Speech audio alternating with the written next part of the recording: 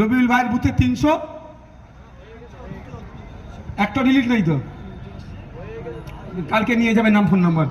রবিউল ভাইয়ের বুথে 302 জন under adjudication ছিল, 3টে ডিলিট এসছে কালকে। কারণ আমি কারো বুথে 1টা 2টো 5টা 6টা আসছে, চিন্তা করবেন না, আপনাদের নওশাদ সিদ্দিকী এখনো বেঁচে আছে, আমি লড়ে নেব। আগামীকাল আমার একটা মিটিং আছে, বলে দিয়েছে অঞ্চল নেতৃত্বদেরকে, বুথের তার নাম ফোন নাম্বার নিয়ে আমার কাছে হাজির হয়ে যাবেন। একটু তথ্য দিই, নওশাদ সিদ্দিকীকে ভয় পাই কি পাই না? আমাকে কেন ভয় পাই জানেন? এত মারধর কেস কাবারি করে নওশাদ সিদ্দিকীর পিছনে হাজার হাজার মানুষ, এই জন্য ভয় খায়।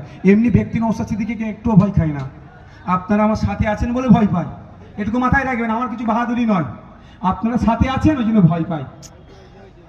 সুজাপুর বিধানসভা, এই ভাই এদিকে, সুজাপুর বিধানসভা 1,14,000 মানুষের আন্ডার অ্যাডজুডিকেশন। ভগবানগোলা বিধানসভা প্রায় 1 লক্ষ মানুষের নামে আন্ডার অ্যাডজুডিকেশন। ভাঙড় বিধানসভা 11,500 নামে, বুঝতে পারছেন?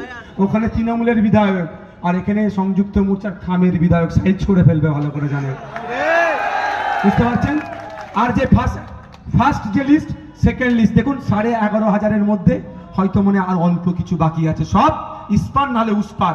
যেটা ভ্যালিড হয়ে গেছে ভালো কথা, যাদের ডিলিট করেছে তো নওশাদ সিদ্দিকী আছে ভাই, আমি লড়ে দেবো, লড়ে আইনি লড়াই করে তাদের ভোটাধিকার ফিরিয়ে নিয়ে আসবো। এই জন্য একটা ক্ষমতা তৈরি করতে হয়। আমি আপনাদের বলবো, দলিত, আদিবাসী, হিন্দু, মুসলমান, আমি সবার উদ্দেশ্যে বলবো, যদি মনে করেন আগামী 5 বছর বিগত 5 বছরের নাই, যেখানে অন্যায় হয়েছে সে দলিতের সাথে হোক, আদিবাসীর সাথে হোক, হিন্দুর সাথে হোক, মুসলমানের সাথে